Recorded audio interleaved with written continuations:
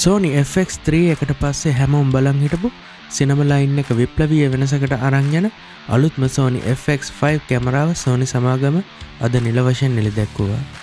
5K open gate recording, internal RAW, triple bass ISO සහ AI power autofocus වගේ Sony Venice 2 කැමරාවල තියෙන level එකේ features දැන් මේ compact body එක ඇතුළට ඇවිල්ලා තියෙනවා.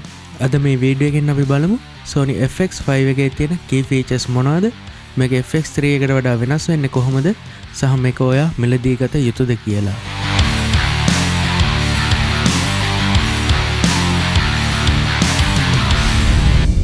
Sensor and image quality ගැන කතා කරනකොට මේකේ 16.6 fully stacked Exmo RS sensor එකක්.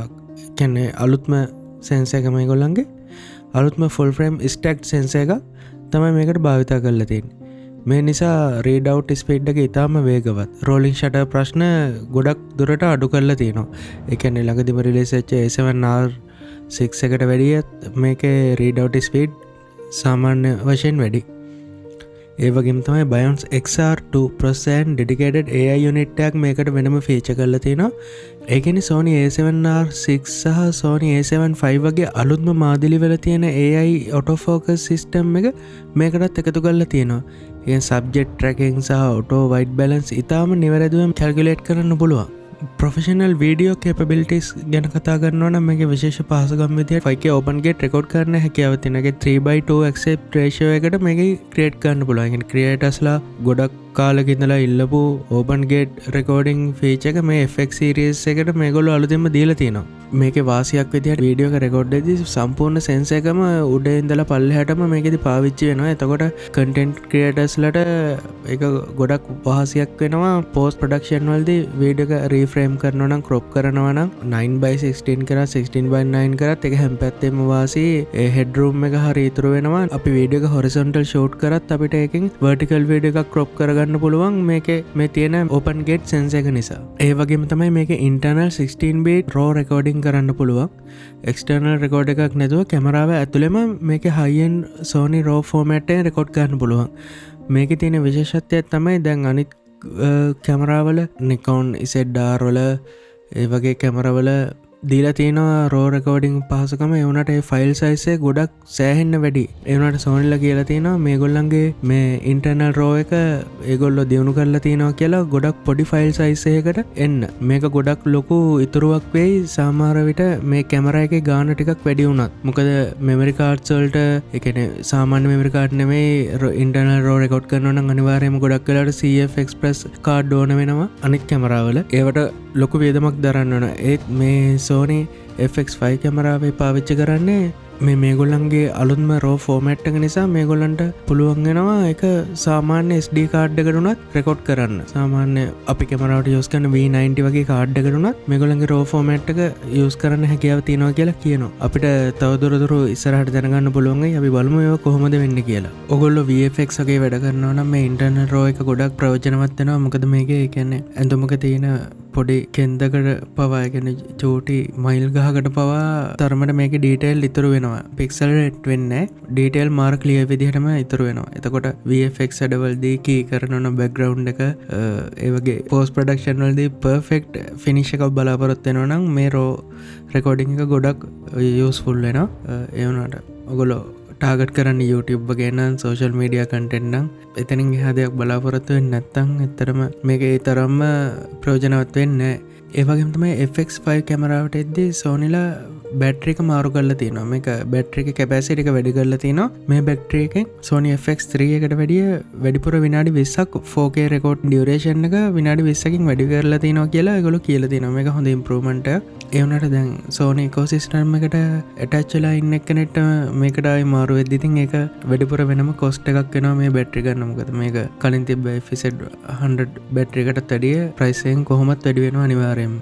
ඒ වගේම තමයි මේකේ menu system එකත් මේගොල්ලෝ සම්පූර්ණයෙන්ම වෙනස් කරලා තියෙනවා. වෙනස් කරලා තියෙනවා කියන්නේ මේක alpha menu system එක නෙවෙයි යන්නේ Sony Venice වල වගේ යන ඒගොල්ලන්ගේ cinema lineup එකේ menu system එක තමයි මේ කියන්නේ. මේක FX වල ඉඳලා FX3 වල ඉඳලා මාරු වෙන කෙනෙක්ට මේක familiar නැති වෙන්න පුළුවන්. ඒ වුණාට මේක Sony ඉස්සරහට ලොකු ගමනක් යන්න ඉන්න කෙනෙක්ට Venice වල Sony Burano වල වැඩ කරන්න හිතන් ඉන්න කෙනෙක්ට මේක ඊට වැඩිය අඩු ප්‍රයිස් රේන්ජ් එකකදී ඒ එක්ස්පීරියන්ස් එකට හුරු වෙන්න ගන්න මුල් ස්ටෙප් එකක් වෙන්න පුළුවන්. ඒ කියන්නේ Sony වල ප්‍රීමියම් ලයින් අප් එකට තියෙන පළවෙනි අඩිය වෙන්න පුළුවන්. හුරු වෙන එක ඒ කැමරා වල වැඩ කරද්දී පහසුවක් වෙන්න පුළුවන්. එතනදී ආධුනිකයෙක් වගේ නැතුව වැඩ කරන්න.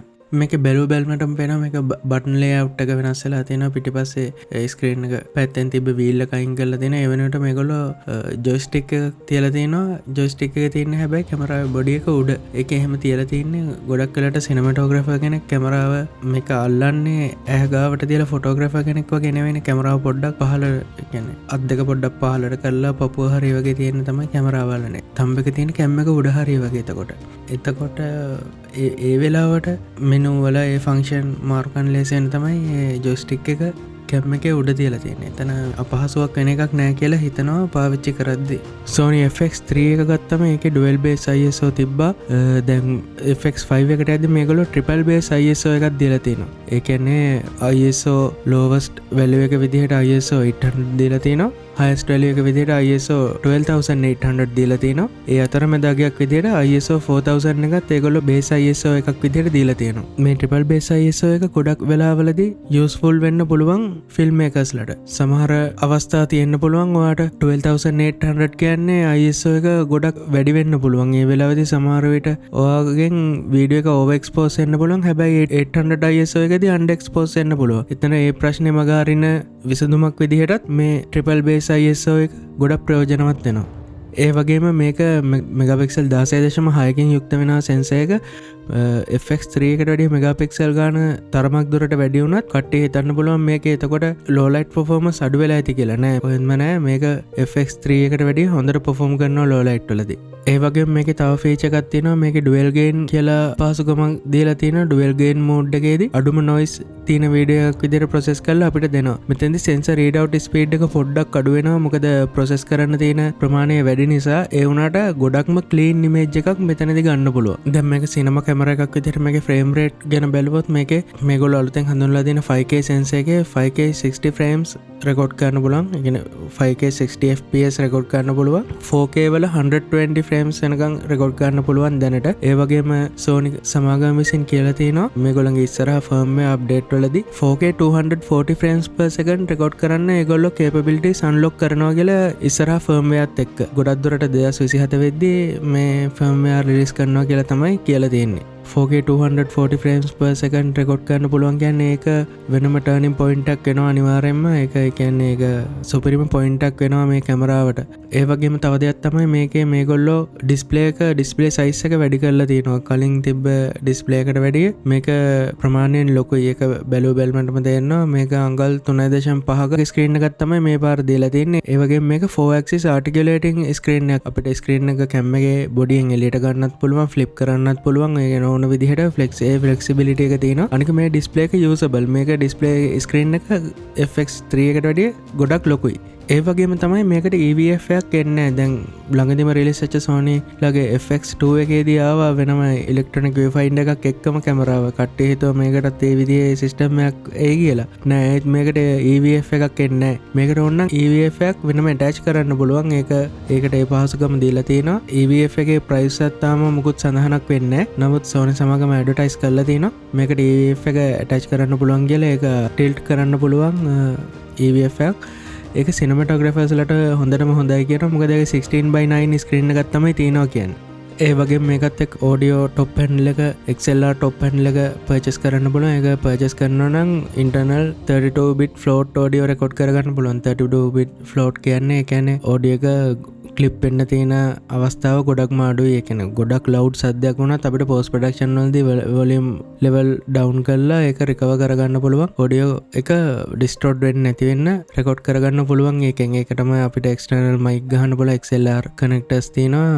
ඒ වගේ වැඩ ගොඩක් තියෙනවා. ඒක වෙනම පර්චේස් කරන්න පුළුවන්. කිට් එක විදිහට ගන්නත් පුළුවන්. ඒ වගේ මේ පාර කැම් එකේ මොනිටර් එකටම මේගොල්ලෝ ෆීචර්ස් ගොඩක් ඇඩ් කරලා තියෙනවා. ඒ කියන්නේ කැමරා වේව්ෆෝම් බලන්න පුළුවන්. වෙක්ටර් ස්කෝප් ඇඩ් කරලා තියෙනවා. සහ විශේෂයෙන්ම කියනවා ෆෝල්ස් කලර් එක මේගොල්ලෝ ඇඩ් කරලා තියෙනවා මේ කැමරා ස්ක්‍රීන් එකට. මේක FX3 වල තිබ්බ නැති ෆීචර් එකක්. ගොඩක් කට්ටිය මොනිටර්ස් පාවිච්චි කරලා යූස් කරනවා. ස්කින් ටෝන් එක කොහමද, එක්ස්පෝෂර් එක හරිද, ඒ ටික බලන්න ෆෝල්ස් කලර් එක සිනමටෝග්‍රැෆර්ස්ලා යූස් කරනවා. මේක කැමරාවේ ඉන්බිල්ට් ඇවිල්ලා තියෙනවා මේ පාර. එතකොට මේ FX5 එක ප්ලේස් වෙන්නේ කොහොමද Sony camera lineup එකේ? මේක FX3 එක රීප්ලේස් කරනවද? නෑ, මේක FX3 එක රීප්ලේස් කරන්නේ නෑ. මේක ඊට වැඩිය ඩෙවලොප් මොඩල් එකක්. Sony FX3 එකට වැඩිය සෑහෙන්න ඩෙවලොප් කරපු මොඩල් එකක්. Sony සමාගම කියන විදිහට ඒගොල්ලෝ FX3 එකත් තවමත් නිෂ්පාදනය කරනවා. ඒක බ්‍රෑන්ඩ් නිව් කැමරාවක් විදිහට තවදුරටත් පර්චේස් කරන්න පුළුවන් කට්ටියට. මේක ප්ලේස් වෙන්නේ ඊට වැඩිය ඉස්සරහින්. හැබැයි ඇත්තටම ප්‍රශ්නයක් තියෙනවා මේක ප්ලේස් වෙන්නේ කොතනද කියලා. මොකද Sony FX6 එකේ නැති සමහර ෆීචර්ස් උත් මේකේ තියෙනවා. හැබැයි මේක ප්‍රයිස් වෙන්නේ FX6 එකට වැඩිය පල්ලෙහායි. ඒ වුණාට FX6 එකේ නැති සමහර ෆීචර්ස් ගොඩක් මේකේ තියෙනවා. ඒ වුණාට මේකේ FX6 එකේ තියෙන මේකේ නැති ෆීචර්ස් උත් තියෙනවා. එතකොට ප්‍රශ්නයක් තියෙනවා කොහොමද ප්ලේස් වෙන්නේ? ඒක තමන්ගේ රික්වයර්මන්ට් එක අනුව වෙනස් වෙනවා. මේකේ ලොකුම අඩුවක් ගැන කතා කරනවා මේකේ කියන්නේ කොන්ස් ගැන කතා කරනවනම් මේකේ ලොකුවටම කියන්න තියෙන්නේ මේකේ ඉන්ටර්නල් ND නෑ. කට්ටිය ගොඩක් බලාපොරොත්තු වුණා මේකේ ඉන්ටර්නල් ND කියලා. ඒ වුණාට Sony සමාගම කියන විදිහට ඒගොල්ලන්ගේ මේ කම්පැක්ට් ඩිසයින් එක මේන්ටේන් කරන්න ඕන නිසා මේකට ඒගොල්ලන්ට ඉන්ටර්නල් ND යූස් කරන්න බෑ. ඒක බලමු තව අවුරුදු 5ක් යනකම් ආයි මේ මොඩල් එක රීප්ලේස් වෙන්න කැමරාවක් එන්නේ. රීප්ලේස් හරි මෙතනින් එහා එකක් හරි මේක තමයි යන්නේ. තව අවුරුදු 5ක් හරි 6ක් හරි බලන් ඉන්න වෙනවා. එහෙම ඉන්ටර්නල් ND තියෙන කම්පැක්ට් කැමරා එකක් එනවා නම් Sony ලගේ.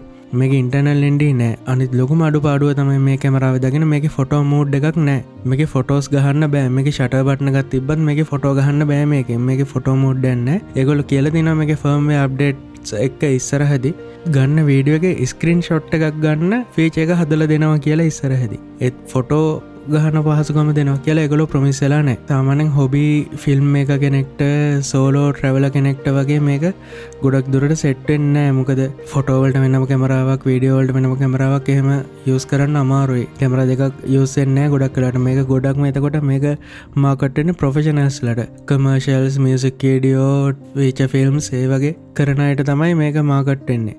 මේක ෆොටෝ වීචක තිබ්බනම් මේක මීට වැඩිය තැනකට ප්ලේස් වෙනවා අනිවාර්යෙන්.